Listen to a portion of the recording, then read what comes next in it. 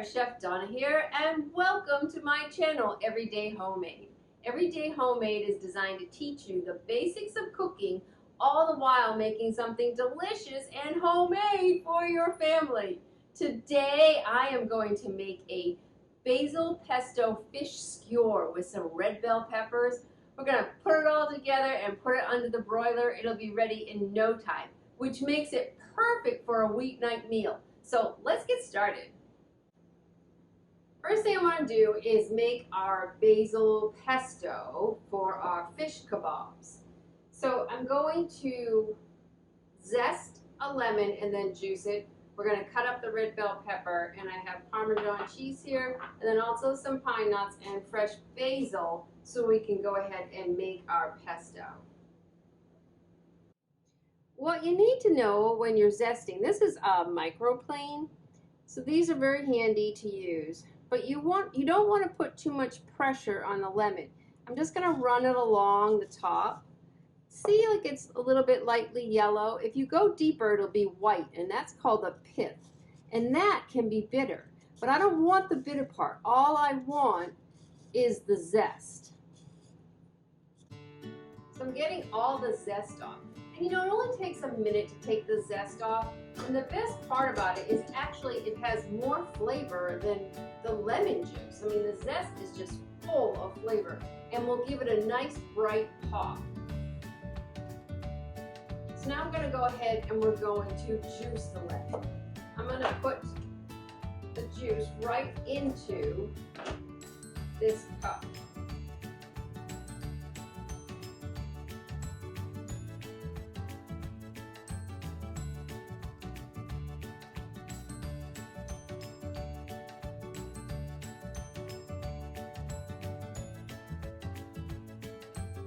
I have a big bunch of basil here.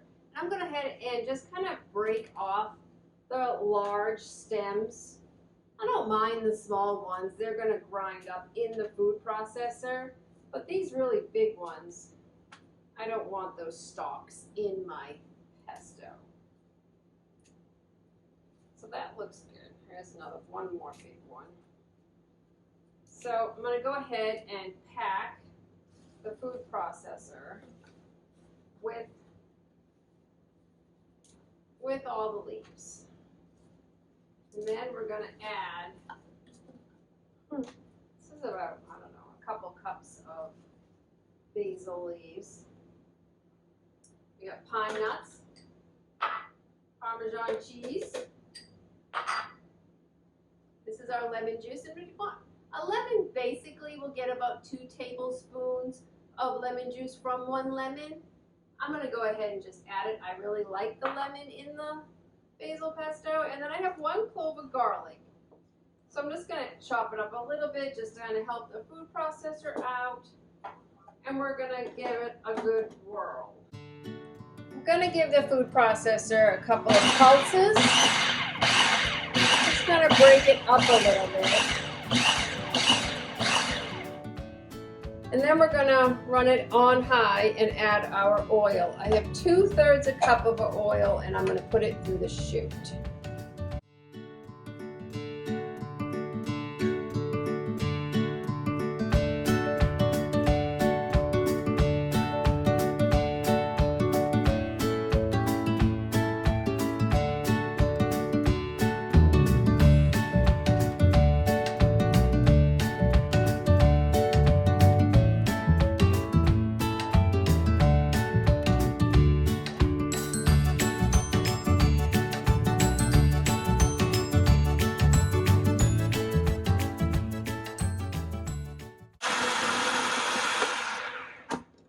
Just wanted to show you the consistency of the pesto. I don't want it too runny. I want it to be nice and thick so it'll coat on my pieces of fish. I didn't quite use all the oil. I used about 3/4 of it. And it really will depend upon, you know, how many basil leaves you actually have and how much the Parmesan cheese absorbs the oil. So you just kind of want to play it by ear and just kind of wait till you get the nice consistency like it is here.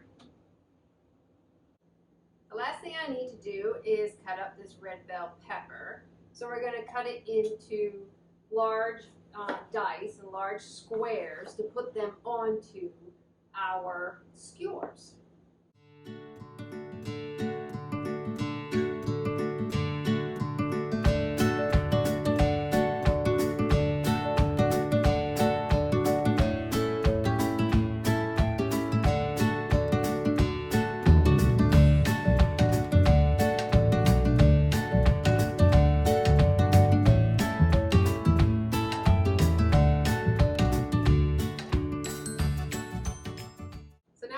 Time to put our skewers together. Now we have a lot more basil pesto that we're going to actually need, but it's always nice to have some for dipping later. But you don't want to cross-contaminate into the pesto. So we're going to add some into the fish. We'll stir it and then get it all well coated. Now if you wanted to add more pesto to the bowl, you have to get a clean spoon to take it out of the pesto bowl so we're not cross-contaminating the basil pesto. So I think it has a nice amount of coating on the fish. So I have 2 skewers. I'm going to take a piece of the red bell pepper, thread it on, then a piece of the fish, red bell pepper, and the fish. And we're just going to continue along like that until I have all the fish and bell pepper used up.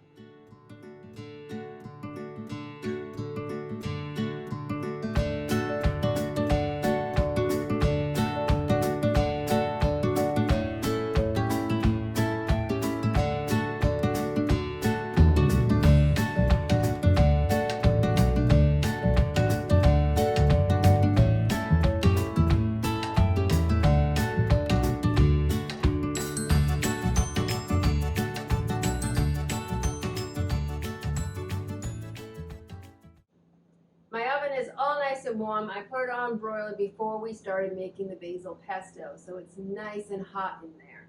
So I have my skewers. Now I have a baking sheet with some tin foil, and I just lightly sprayed it with some cooking oil.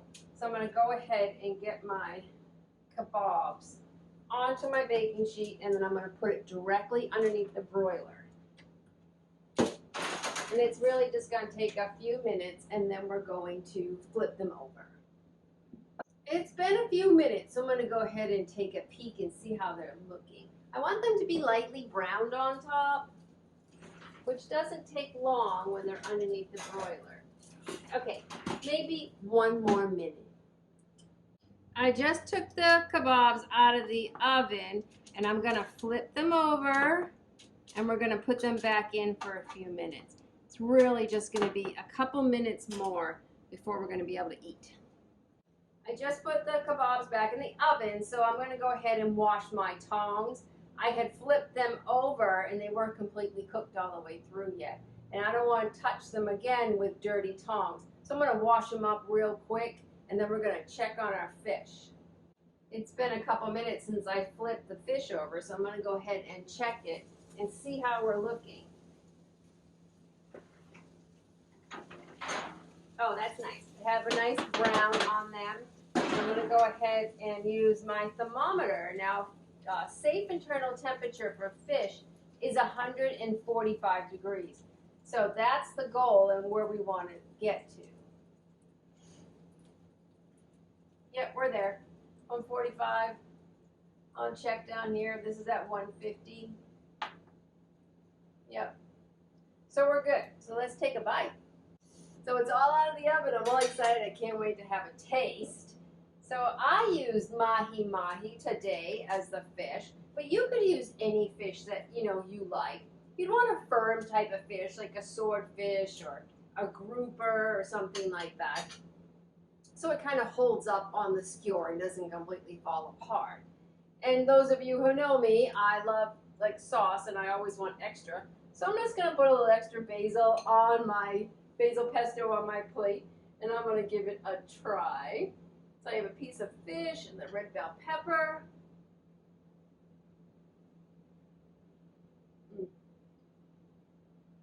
Really nice.